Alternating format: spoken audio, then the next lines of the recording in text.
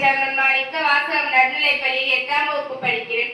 Sir இன்னைக்கு போதைப் பொருள் விழிப்புணர்வு தொடர்பா பேசியிருந்தாங்க.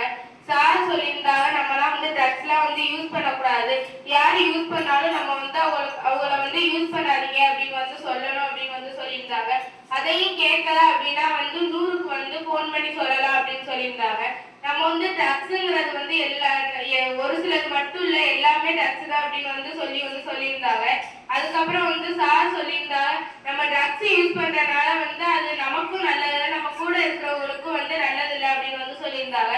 இப்போ ஒருத்தவங்க நிறைய பேரை எடுத்துக்காட்டா சொல்லியிருந்தாங்க. இப்போ ஒருத்தவங்க ட்ரக்ஸ் யூஸ் பண்றாங்கன்னா அவங்க கூட இருக்க ஃப்ரெண்ட்ஸ் யூஸ் பண்ண ஆரம்பிப்பாங்க. இது அடுத்து போயிட்டே இருக்கும். அதனால நம்ம ட்ரக்ஸ் யூஸ் பண்ணக்கூடாது அப்படின்னு சொல்லியிருந்தாங்க. நம்ம ட்ரக்ஸ் யூஸ் பண்றதுனால சில பேர்லாம் ட்ரக்ஸ் யூஸ் பண்றதுனால அவங்களோட மென்டல் ஹெல்த் பாதிக்கப்படுது அப்படிங்கறத சொல்லியிருந்தாங்க.